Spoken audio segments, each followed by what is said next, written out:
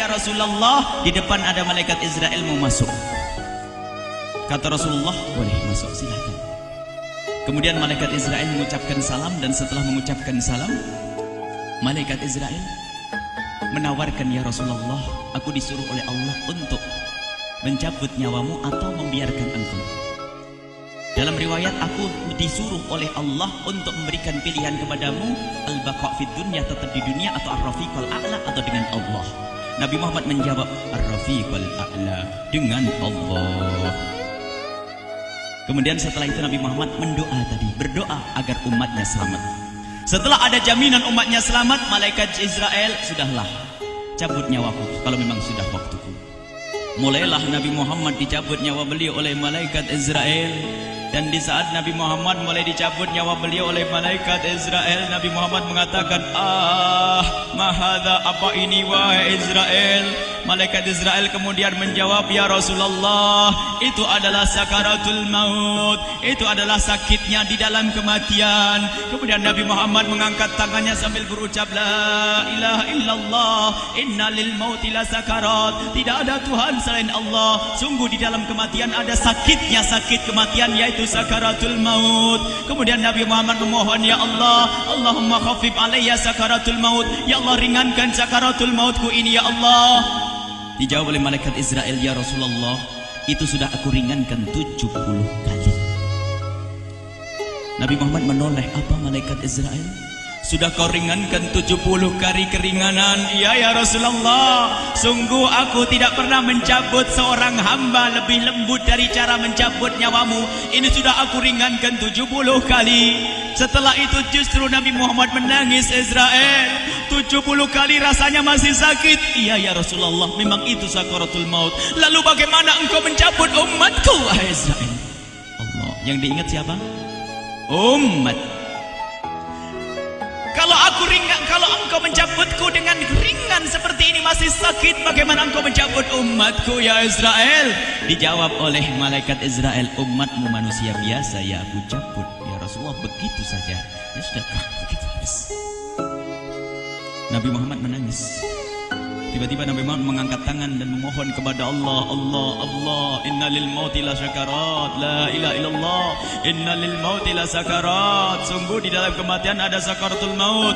Allahumma khaffif ala ummati sakarat maut, ya Allah, ringankan dari umatku sakaratul maut, wa thaqqil alayya, dan bebankan kepadaku. Sampai tidak sadar doanya Nabi Muhammad seperti itu, thaqqil alayya, itu doa cinta.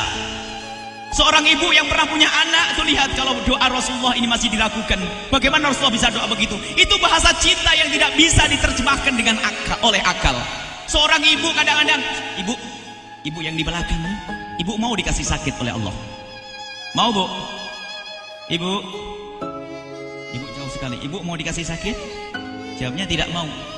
Tapi suatu ketika seorang ibu melihat anaknya sakit, ngomong, sudahlah nak, jangan kamu yang sakit, biar ibu yang sakit. Ada atau tidak? Kenapa ngomong begitu? Itu bahasa cinta itu. Tidak rela kalau anak ini sakit, biar aku saja yang sakit. Itu yang dirasakan Rasulullah. Sakaratul maut begitu sakitnya, membayangkan betapa sakitnya umat Nabi Muhammad di saat dicabut nyawa beliau.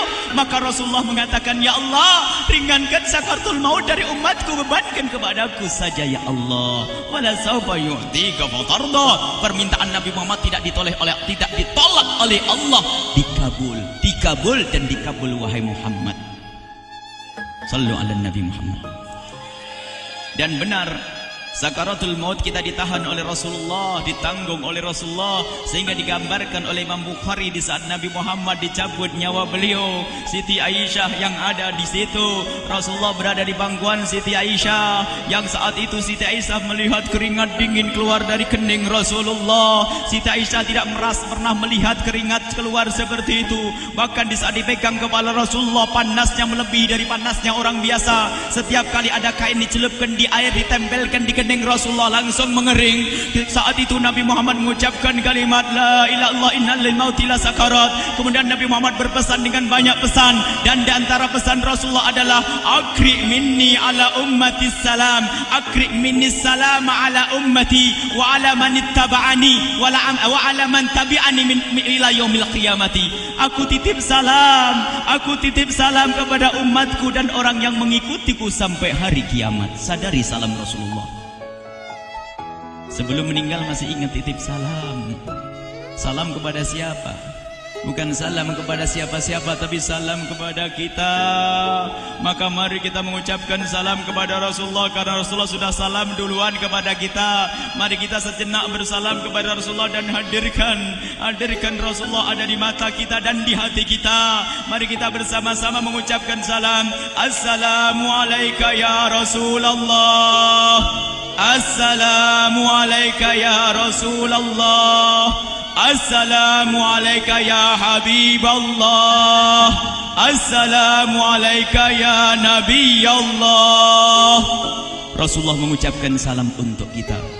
Dan di saat itu Rasulullah keringat dingin keluar, maka oleh Siti Aisyah diusap. Oleh Siti Aisyah diusap, bayangkan saat itu Nabi Muhammad di pangkuan Siti Aisyah dan diusap oleh Siti Aisyah. Siti Aisyah berkata, keringat Rasulullah mengucur deras hingga aku usap, dan aku usap dengan tangannya Rasulullah. Diusap dengan tangannya Rasulullah. Siti Aisyah memegang tangan Rasulullah sendiri yang digunakan untuk mengusap keringat Rasulullah. Sahabat bertanya, Aisyah, kenapa harus dengan tangan Rasulullah tidak dengan tanganmu? Lihat jawab Siti Aisyah, karena tangan Rasulullah lebih lembut dari tanganku. Sallu ala Nabi Muhammad. Masih sempat nyanjung itu sahabat Nabi. Dalam keadaan begitu masih menyadari kelembutan tangan Rasulullah, jasad Rasulullah, kemuliaan Rasulullah sallallahu alaihi wasallam. Dan aku lebih menginginkan bahwasanya yang menyentuh jidat Nabi Muhammad adalah tangan yang paling mulia di dunia dan di akhirat. Siti Aisyah enggak berani menyentuhkan. Pengennya yang disentuhkan di kening Rasulullah adalah tangannya Rasulullah sallallahu alaihi wasallam. Kemudian setelah itu Nabi Muhammad merasakan sakit yang sangat untuk kita. Kemudian Nabi Muhammad mengangkat tangan tinggi-tinggi mengucapkan la ilaha illallah inna lil mauti lasakarat. Tiba-tiba tangan itu semakin turun dan ditangkap oleh Siti Aisyah. Dan di saat tangan itu jatuh di tangan Siti Aisyah, kemudian tiba-tiba paha Siti Aisyah merasakan berat kepala suci Rasulullah. Dan saat itu Siti Aisyah sadar bahwasanya Rasulullah sudah kembali kepada Allah Subhanahu wa taala. Sallu ala Nabi Muhammad. Siti Aisyah bingung di saat melihat seperti itu. Ditaruh pelan-pelan wajah Rasulullah, sambil menangis lalu berkata, Rasulullah sudah meninggal. Para sahabat Nabi pada bingung. Sayyidina Ali tiba-tiba terduduk, nggak bisa berdiri. Sayyidina Uthman nggak bisa ngomong. Ada orang Sayyidina Zaid berkata, aku baru melihat Rasulullah. Setelah ini aku tidak mau melihat lagi selain Rasulullah. Ya Allah, butakan mataku. Aku tidak ingin aku kotori mataku dengan selain Rasulullah. Dan dibutakan oleh Allah.